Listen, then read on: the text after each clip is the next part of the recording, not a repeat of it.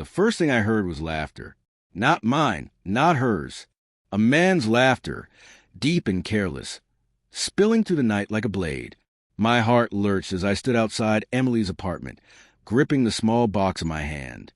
Inside was the ring I'd spent months saving for, a symbol of the life I thought we were building. My knuckles went white, my breath shallow, and I couldn't move. I told myself it was nothing. A friend, a neighbor, some innocent scenario I was about to overreact to. But then her voice drifted out, higher, sweeter, brighter than anything I'd heard from her in weeks. She hadn't laughed with me like that in months. The box burned my palm. My chest tightened so much it felt like my ribs might crack. I forced myself to knock. The laughter stopped. Quick footsteps. The door swung open. Emily stood there, in a dress I'd never seen before. Hair curled, makeup heavy. Behind her, a man slipped silently into the hallway, not sparing me a glance. He smelled of cologne and arrogance. "Daniel," she said, startled. "You weren't supposed to—" Who was he? My voice was ice.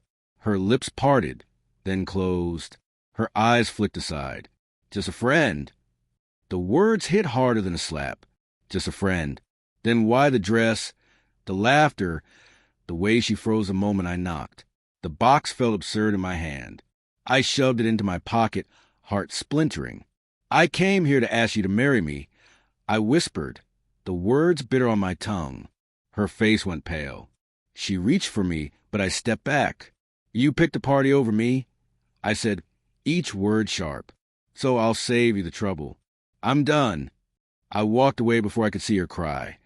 Because if I did, I might have stayed. 5 years passed.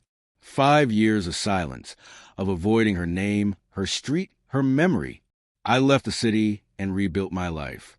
But sometimes, late at night, I dream of her laughter and wake drenched in sweat, as a betrayal is a wound that never fully heals, only leaves scars. Then, one autumn afternoon at a business conference, I saw her. The ballroom buzzed with voices and clinking glasses, polished shoes on marble floors, people moving like they belonged in a movie.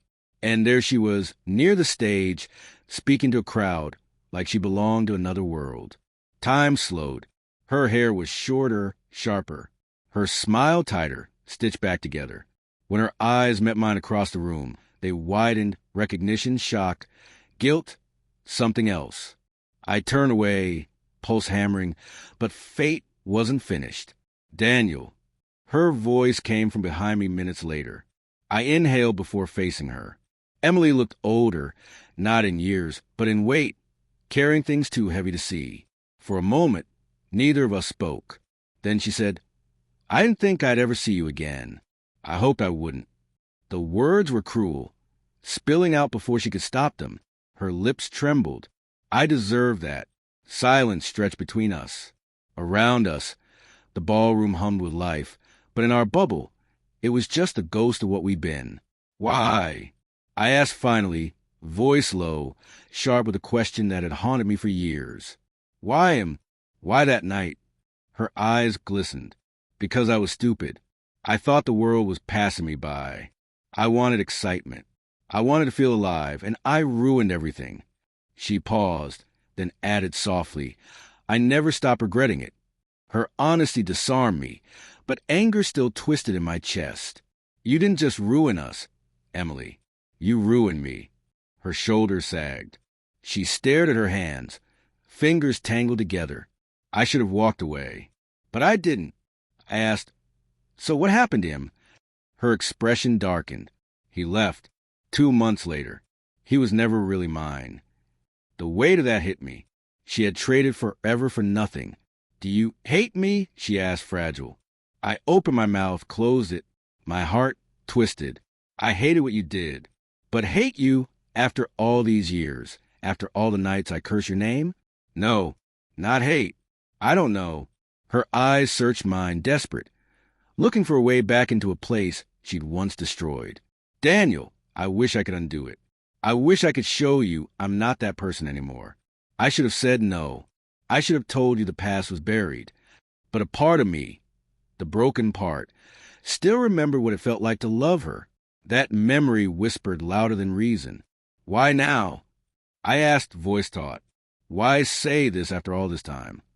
She drew a shaky breath. Because I'm sick. The words froze me. Her eyes welled as she continued. Stage 2 breast cancer. Treatment's been rough. I don't know what's coming next. And when I saw you tonight, it felt like fate giving me one chance to make things right, even if you never forgive me. The air left my lungs. Anger, walls, all of it cracked under the weight of her confession. I stared at her, trying to reconcile the woman who betrayed me with the trembling woman in front of me. You think I should pity you? I said harshly, chest tight. No, she whispered. I just needed you to know I'm sorry. Truly sorry. Her words hung like smoke. For the first time in years, I saw her not as a villain of my story, but as a human flawed, broken, scared. My heart twisted in conflict. Emily, my voice faltered. I didn't know what I was about to say, whether forgiveness or finality, but she stepped closer, eyes locked on mine.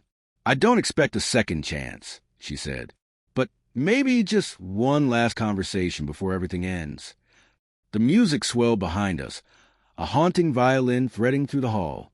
I felt suspended between past and present, love and betrayal, fury and compassion. And in that moment, I realized the cruelest betrayal wasn't what she'd done 5 years ago. There was a part of me that still wanted to hold her, despite everything. I didn't know if I would forgive her. I didn't know if I could. But as we stood there, two broken people colliding after years apart, I knew one thing for certain. This wasn't the end.